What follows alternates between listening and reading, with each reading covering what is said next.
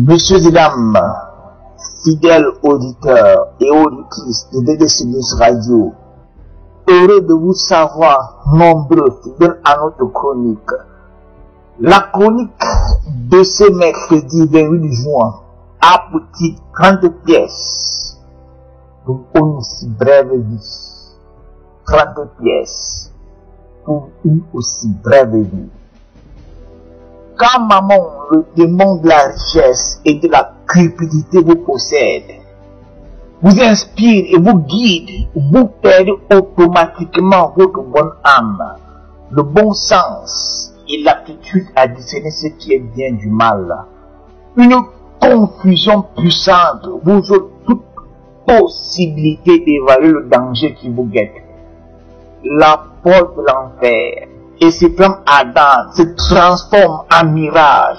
Votre conscience suffocante commence à démontrer des signes de très grande faiblesse, de lassitude extrême et finit par s'éteindre. Et là surgit le drame. Une force envoûtante vous pousse au pire et tout est permis. Vous ne voyez plus que l'argent. L'argent à tout prix, coûte que coûte, et même au prix de votre réputation et de votre vie. Et comme maman n'est guère bon et que son sinistre nom ne peut que vous engendrer le remords et vous conduire à la mort, patatras, la fin tragique et dramatique à la Judas Iscariote. Lui, l'historique traître qui vendit doublement son âme et son maître pour 30 pièces. Qui est donc ce Judas? Qui sont ses disciples? En un mot comme en mille, c'est le plus grand théoricien et praticien de l'amour du carpe diem, c'est-à-dire de la jouissance dans les biens de la terre, ici et maintenant, de l'argent à l'occurrence, mieux, le père putatif de la doctrine vivre heureux et mourir jeune. Il a un peu vécu par ses coups de vol intermittents, mais n'a vraiment pas vécu longtemps. En réalité, il n'a presque plus vécu après les 30 pièces, juste le temps de les palper, de les évaluer et d'examiner la posture des affectés à la réalisation de ses projets et de ses ambitions. Et que le Créateur réveille subitement sa conscience, effectue la mise à jour de son bon sens, de lui faire comprendre qu'il a vendu son bon maître et beau la pousse de la pendaison et la pendaison proprement dite. Judas était pourtant un apôtre parmi les 12 et qui avait un grand penchant pour la gestion des choses sonnantes et trébuchantes, c'est-à-dire l'argent. Il s'y consacra avec toute la puissance d'un malhonnête. Il savait subtilement et allègrement s'en servir et s'y servir. Tous les disciples le savaient, le voyaient. Certains chuchotaient, mais Jean, le plus courageux d'entre eux, le dénonça dans son évangile au chapitre 12, verset 6. Je cite, il disait cela, non qu'il se mit en peine des pauvres, mais parce qu'il était voleur, et que dans la bouche, il prenait ce qu'on y mettait. Judas avait donc pour couverture ou discours l'amour de Dieu à travers une fausse peine ou pitié pour les pauvres. Mais dans la réalité, dans les faits, c'est un voleur. Car sans autorisation ni concertation avec ses frères ou les maîtres, il se servait dans la bouche. Par cette technique, il avait accumulé beaucoup de biens et d'argent pour réaliser ses projets et ambitions personnelles. L'apôtre diacre sur le plan sacerdotal, le ministre des Finances ou chancelier de l'échiquier, le secrétaire au trésor des 12 et du maître était un dangereux personnage gravement possédé par maman. C'est pourquoi ses oreilles étaient fermées aux avertissements du maître. Quand le Seigneur Jésus-Christ déclarait que l'un de vous me livrera ou me vendra, Jean chapitre 13 verset 1, le bonhomme disait qu'importe, j'ai besoin d'argent. Quand l'homme de Dieu disait à Yahweh le 22 juillet 2019, je cite, quand je vais mourir, il y aura un temps où ceux qui seront positionnés pour les accusations vont suivre. Ceux qui seront à mesure de bagarrer vont suivre. Il y aura des luttes, des divisions, des empoisonnements, même naturels de part et d'autre. Des choses se susciteront, même les emprisonnements. Tout ceci à cause de l'argent. Fin de citation.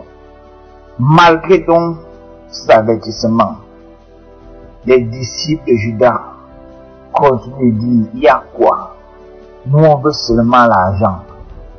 Judas a donc vendu son maître contre 30 minables pièces. Quel projet a-t-il pu réaliser sinon sans pendaison dès lors que Dieu a ouvert ses yeux sur la gravité de son immonde bêtise? Que feront ceux qui ont déjà falsifié les titres fonciers, accaparé certaines écoles, puisé dans les caisses, arraché des plantations, faire semblant d'investir pour blanchir leur forfait? Que feront-ils quand viendra le jugement? Pas de l'homme, mais de Dieu. Le Seigneur avait dit, le Fils de l'homme s'en va selon ce qui est déterminé. Mais malheur à l'homme par qui il est livré. Luc chapitre 22, verset 22. Le ministre des Finances, autoproclamé de l'époque, Judas Iscariote disait, qu'importe, je suis apôtre. Et plusieurs aujourd'hui disent en réponse ou réaction aux avertissements de l'homme de Dieu, qu'importe, nous avons les ministères, et parfois avec imposition de main. L'apôtre de Judas n'était ni une unité diplomatique, moins encore financière ou judiciaire. Ce type de l'empêcher de récolter le fruit de son travail, c'est-à-dire le vol. Il est mort sans sépulture digne. L'argent a été remboursé sous la pression du malheur et la corde, sa dernière action. Il y a déjà eu des luttes, des bagarres, même médiatisées, des annonces de bagarres, etc.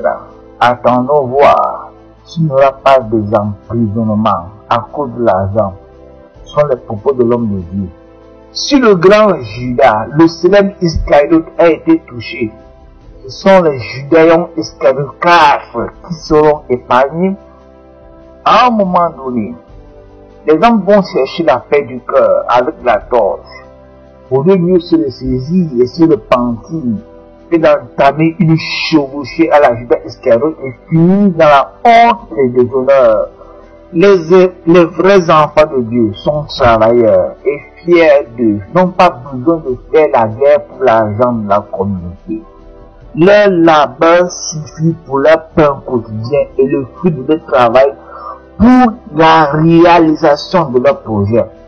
Mais vouloir s'inscrire dans une posture de parasite comme un témoin vampirogène pour soucier la communauté, les contributions des chrétiens qu'on veut ériger en un héritage familial est un rêve qu'il faut psychanalyser. En effet, le produit du travail d'une communauté ne saurait se transformer en bien familial, susceptible d'être hérité par quelques paresseux qui excellent seulement dans le banditisme intellectuel et la falsification des documents. Si abandonner donc, c'est un choix volontaire d'autodestruction, car personne n'a jamais réussi. Un coup paraît en théocratie. Vouloir arracher en falsifiant ou en courant bizarrement de tribunaux en tribunaux, de plainte en plainte dans les commissariats et brigades, plaintes curieuses et plus humatiles les unes plus que les autres, se chercher délibérément des problèmes avec Dieu. L'œuvre de Dieu ne s'est pas arrêtée à cause de tout le vol répété de Judas Iscariote. Plus tard, il fut remplacé par Matthias. Et en avant le royaume des cieux, l'œuvre de Dieu sur le ministère de l'explication du livre se stabilisera, avancera et sauvera des milliers de personnes dans tous les continents. Et plusieurs, hélas, nous verrons tantôt en prison, grâce à leur stupidité légendaire, ils sont le mot de l'homme de Dieu, ou en train de traiter des sujets philosophiques et psychiatriques avec leur conscience et les vies. Craignons Dieu. C'est tout pour notre chronique. À mercredi prochain par la grâce de Dieu.